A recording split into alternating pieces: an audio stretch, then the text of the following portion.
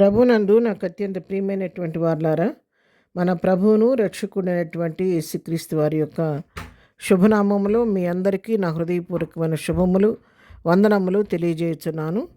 ఉదయకాల సమయంలో దేవుని వాక్యాన్ని ధ్యానం చేసుకుందాము. ఈరోజు వాక్య ధ్యానం కొరకు మనం తీసుకున్నటువంటి లేఖన భాగము కీర్తనల గ్రంథము 32వ కీర్తన 7వ వచనం చదువుకుందాం. నా దాగుచోటు నీవే, శ్రమలో నుండి నీవు నన్ను రక్షించెదవు, విమోచన గానములతో నీవు నన్ను ఆవరించెదవు.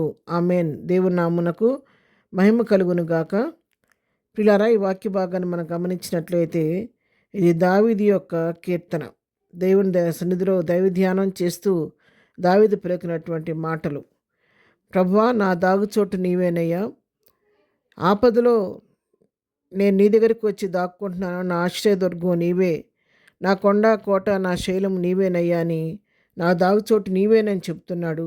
శ్రమలో నుండి నీవే నన్ను రక్షించే దేవుడు కాబట్టి నీ దాపునకు వచ్చి నేను నీ యొక్క శరణు వేడుకుంటున్నానయ్యా అని చెప్పని ఇక్కడ భక్తులు మనకు తెలియచేస్తున్నాడు. ఎప్పుడైతే ప్రభు ఆ శ్రమలో ఉండి ఆయన తప్పిస్తాడో, రక్షిస్తాడో, అప్పుడు ఆయన ఏం చేస్తాడు? విమోచన గానములతో నీవు నన్ను ఆవరించదవు అని చెప్పి తెలియజేస్తున్నాడు. విమోచన, నాకు శ్రమ నుంచి నన్ను విడిపించి విమోచన గానములతో నన్ను ఆవరిస్తావంటే నా నోటి నుండి నువ్వు నవ్వు కలుగు చేస్తారని ఉద్దేశాన్ని ఇక్కడ భక్తుడు తెలియచేస్తున్నాడు.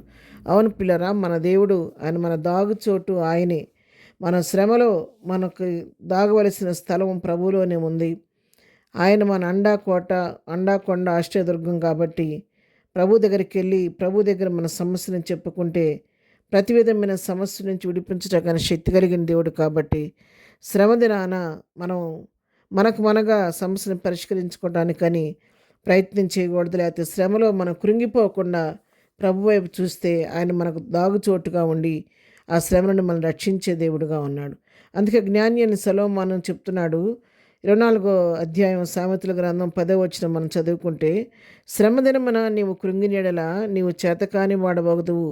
శ్రమ దినాన శ్రమ వచ్చిందని మనం కృంగిపోకుండా ఆ శ్రమలో నుంచి తప్పించగలిగిన దేవుని సహాయం వేడుకుంటే ఆయన అద్భుత రీతిగా తన దూతను పంపించి తన అదృశ్య హస్తంతో మళ్ళా ఆ శ్రమ నుండి తప్పించి మళ్ళా మనకు కావలసినటువంటి మేలు, ఆశీర్వాదం, దీవెన ఆయన మనకు అనుగ్రహిస్తూ ఉంటాడు. మన కృంగిపోకూడదు. తర్వాత ఏం చేయకూడదంటే మనుషుల్ని మనం ఆశ్రయించకూడదు.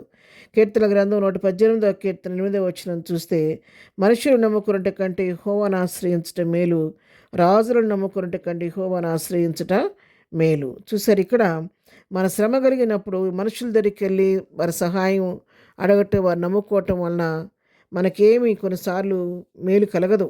యెహోవా మనుషులు నమ్ముకోవటం వలన కొన్నిసార్లు మాట ఇచ్చిన మనుషులు కూడా మనకు ఆ సమయానికి చేస్తానన్న సహాయం చేయకుండా మాట తప్పుతూ ఉంటారు.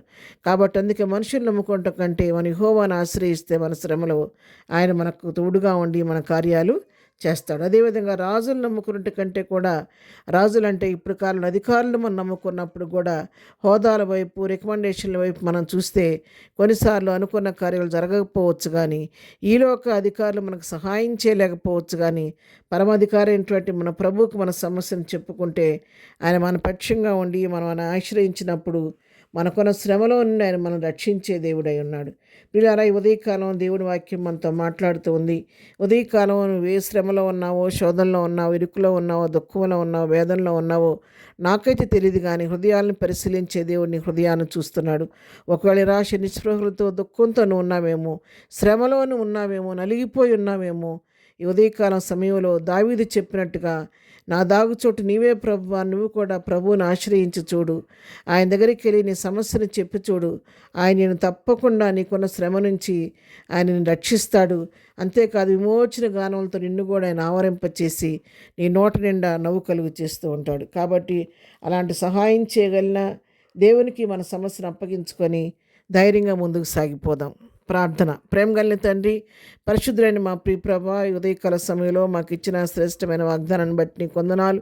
మా దాగుచోటు నీవేనయ్యా. నీవే మన శ్రమలను విడిపించే దేవుడు కాబట్టి దాన్ని బట్టి నేను స్తుతిస్తూ మహింపరుస్తూ గణపరుస్తూ ఉన్నాం తండ్రి. ఈ దినమంతా మేము చేయి పనిపాట్లో తోడుగుండండి. వెళుతున్న ప్రయాణాల్లో రాకపోకల క్షేమం కలుగు చేయండి. ఈ దినం బర్త్డే మ్యారేజ్ చేసుకున్న బిడ్డలను దీవించండి, ఆశీర్వదించండి. ఎవరికి ఏ సమస్య ఉన్నా నీ నామములో తీర్చండి. దుఃఖులను వారు ఓదార్చండి, సమస్యలను విడిపించండి. ఈ దిన దీవులతో నింపి నడిపించమని యేసునామములో ప్రార్థించి అడిగి పొందుకొని ఉన్నాము తండ్రి. ఆమెన్. ప్రభు కృప సదాకాలము మనందరికీ తోడయుండి నడిపించునుగాక. ఆమెన్.